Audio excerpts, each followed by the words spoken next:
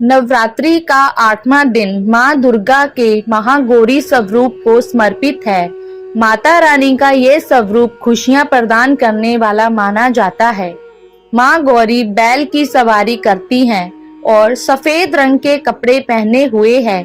माँ को शांभवी के नाम से भी जाना जाता है। मान्यता है कि यदि नवरात्रि के 8वें दिन महागौरी की विधि विधान से पूजा करके यज्ञ में आहुति दी जाए तो व्यक्ति आर्थिक और मानसिक परेशानियों से दूर हो जाते हैं। नवरात्रि के 8वें दिन की व्रत कथा। माँ महागौरी से संबंधित 2 कथाएं हैं। पहली कहानी के अनुसार देवी महागौरी 16 वर्ष की वो अविवाहित कन्या है जिन्होंने भगवान शिव को पति के रूप में प्राप्त करने के लिए वर्षों कठोर तपस्या की थी। उनके त्वचा पर धूल जम गई जिससे वह काली दिखाई देने लगी। माँ की इस कठोर तपस्या से महादेव प्रसन्न हुए और उन्होंने देवी महागौरी को विवाह का वचन दिया। इसके बाद जल से माँ पार्वती की मिट्टी और धूल को साफ किया गया जिससे उनका सफेद रंग पुनः वापस आ गया। इस तरह से उनका नाम महागौरी पड़ा।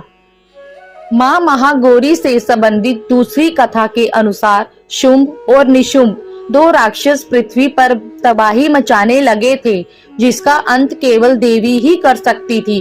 तब भगवान ब्रह्मा की सलाह पर भगवान शिव जी ने देवी पार्वती की त्वचा को काला कर दिया। देवी पार्वती ने अपना रूप रंग फिर से प्राप्त करने के लिए घोर तपस्या की। तब भगवान महादेव ने उनकी तपस्या से प्रसन्न होकर उन्हें मानसरोवर में स्नान करने की सलाह दी। मानसरोवर के जल में स्नान करने से देवी पार्वती की काली छवि फिर से श्वेत हो गई। माता के इस रूप को कौशिकी कहा गया। इस समय चैत्र नवरात्रि चल रही है। अष्टमी और नवमी तिथि को कन्या पूजन व हवन करने का विशेष महत्व है। इन दिनों में कन्याओं को देवी के रूप मानकर पूजा की जाती है।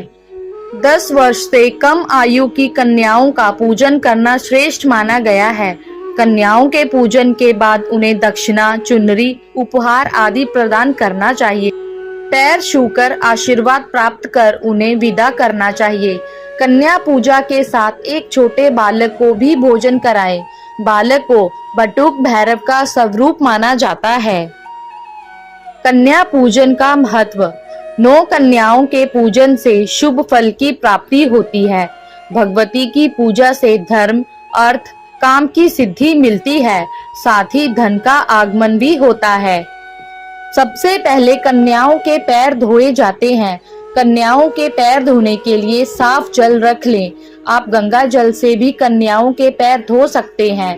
कन्याओं के पैर धोने के बाद पैरों को पोंछने के लिए एक साफ कपड़ा रख लें। कन्याओं के माथे पर तिलक लगाएं। कन्याओं के माथे में अक्षत भी लगाएं। कन्याओं को तिलक लगाने के बाद उनके हाथ में कलावा भी बांधें। कन्याओं पर पुष्प भी चढ़ाएं। कन्याओं को उड़ाने के लिए चुनरी की जरूरत भी होती है। आप अपनी इच्छा के अनुसार फल कन्याओं को खिला सकते हैं। कन्याओं के लिए मिठाई भी लें।